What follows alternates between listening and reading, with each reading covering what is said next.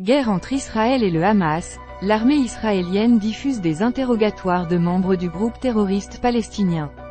Allez au contenu principal. Allez au menu de navigation. Allez au moteur de recherche. Allez à la page Direct TV. Allez à la page Direct Radio. Guerre entre Israël et le Hamas, l'armée israélienne diffuse des interrogatoires de membres du groupe terroriste palestinien. Temps de lecture, 2 minutes. Il y a eu la diffusion à une centaine de journalistes, lundi 23 octobre, de vidéos dont certaines insoutenables de l'attaque terroriste du Hamas du 7 octobre. Depuis mardi 24 octobre, il y a aussi la diffusion sur les réseaux sociaux par l'armée israélienne des interrogatoires de ceux qui ont participé aux attaques. La vidéo se trouve facilement sur le réseau X, anciennement Twitter.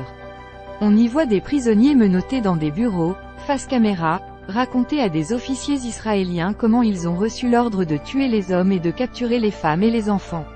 Les images ne sont pas floutées et les témoignages s'enchaînent les uns après les autres.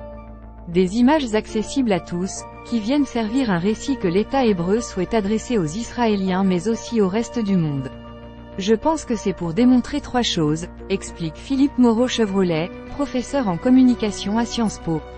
Tout d'abord pour montrer qui sont ces combattants, pour montrer qu'effectivement il y a bien eu une attaque et donc essayer de combattre une partie de la désinformation qui va jusqu'à nier l'existence même du 7 octobre.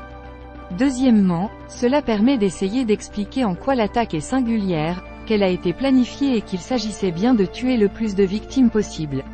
Le dernier point qui est recherché probablement, c'est de maintenir la sensibilisation de l'opinion publique à ce qui s'est produit et de continuer le récit du 7 octobre.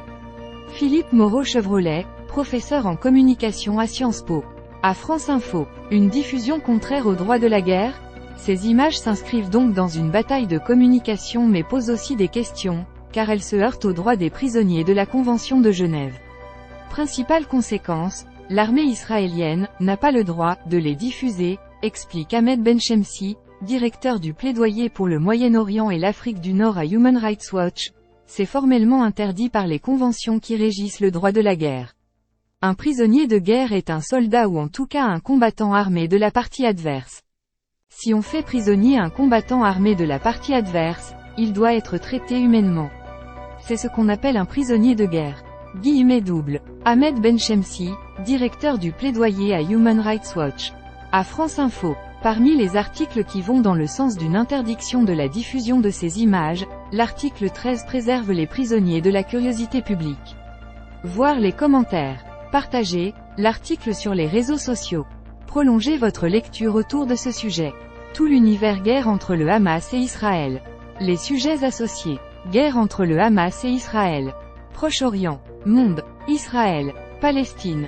Gaza. Contenu sponsorisé. Commentaires. Connectez-vous à votre compte France Info pour participer à la conversation. Découvrez l'application France Info. Toute l'actu en direct et en continu, où et quand vous voulez. Sauvegardez vos articles à lire plus tard.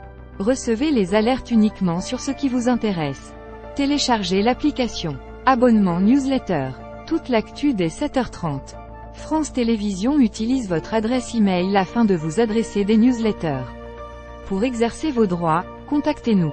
Suivez-nous sur les réseaux sociaux. L'application France Info, Tout France Info, et bien plus. Sauvegardez vos articles à lire plus tard et filtrez l'actualité qui vous intéresse. Téléchargez.